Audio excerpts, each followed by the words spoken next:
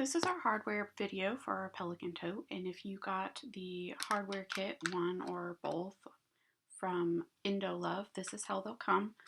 She's got them packaged for you, all nice and neat.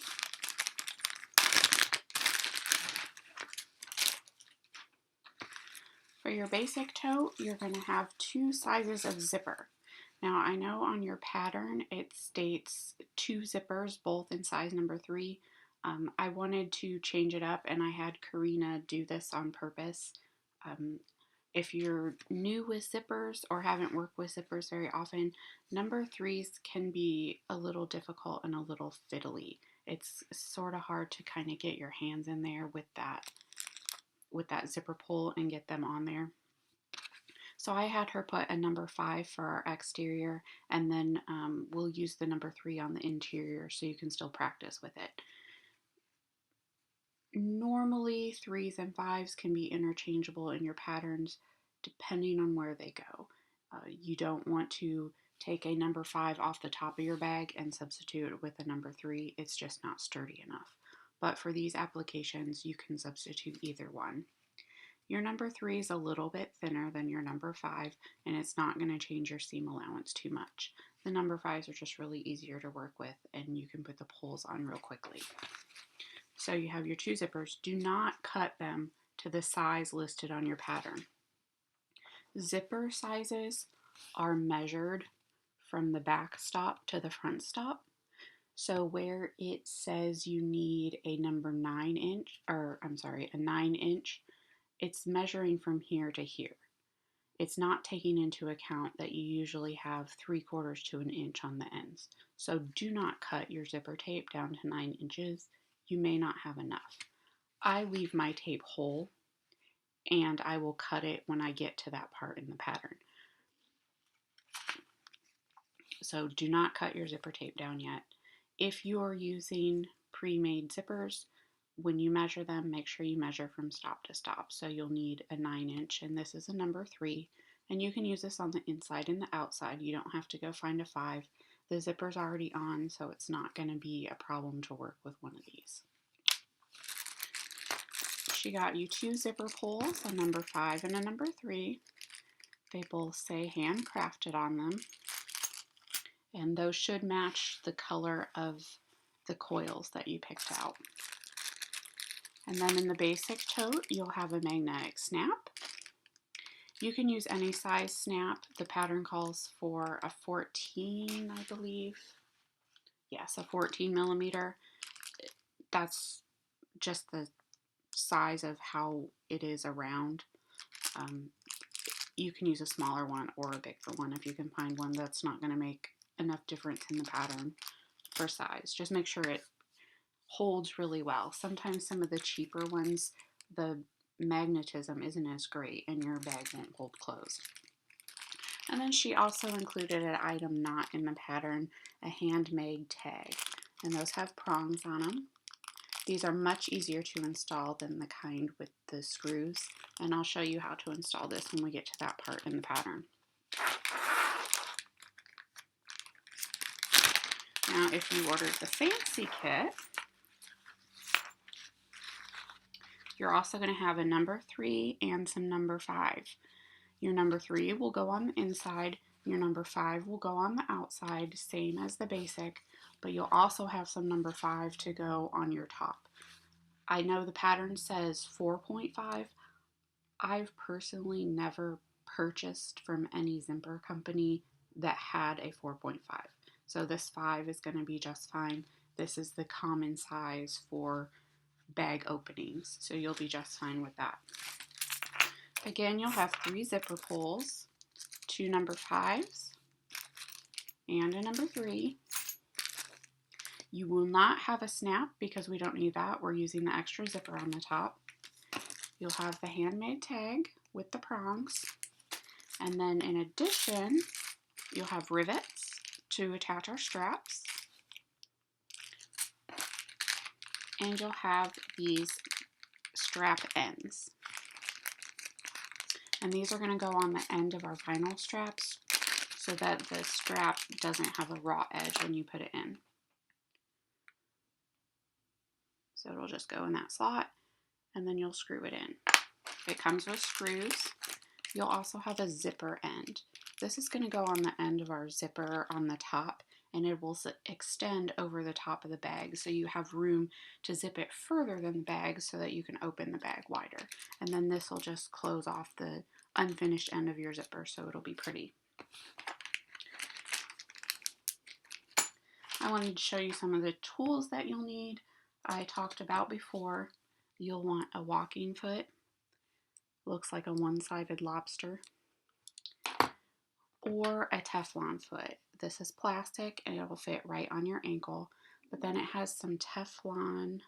I don't know if you can see the difference because they're both the same color, but it has some Teflon tape on the bottom. See how it's like real shiny? And that's going to help so it just slides real easy over the vinyl. I said before, I don't really like this. I just think the walking foot works so much better, and you can use this for so many more applications. This is really the only foot that I have on my machines, both my vintage and my modern, for garment making and bag making. I switch this guy back and forth and use this the entire time.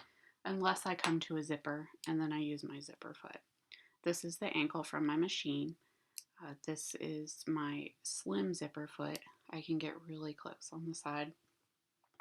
Yours might look sort of like this one. This is the one that came with my machine.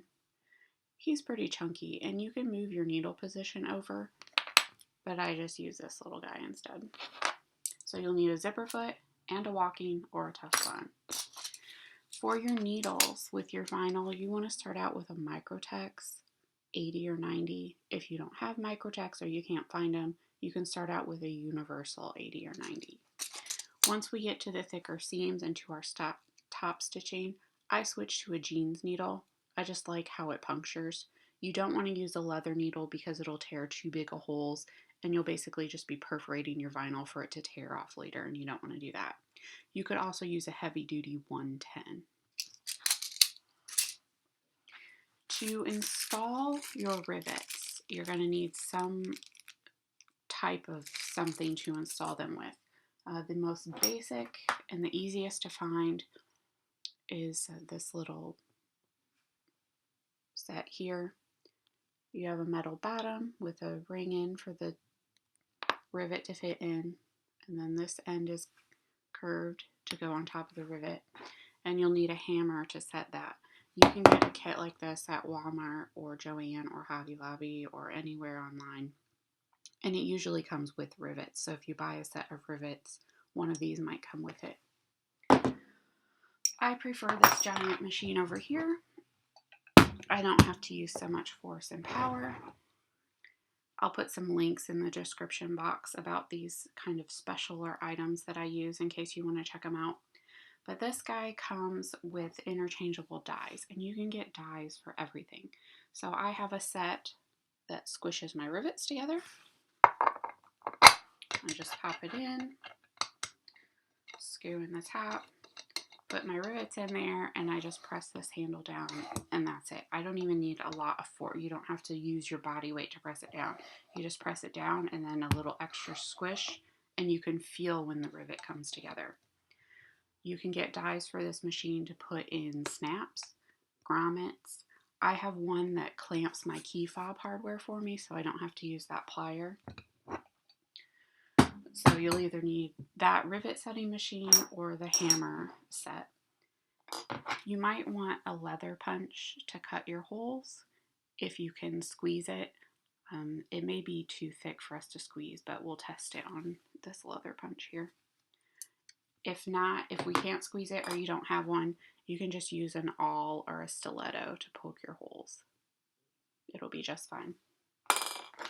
You'll want a lighter to singe your zipper ends. It just makes it, it melts it a little bit, and then it makes it firm and it won't unravel while you're trying to put the zipper on. It's just a little helpful thing. And then to set your strap ends and your zipper end, you'll need this tiny tipped screwdriver. It's a Phillips. It's really tiny.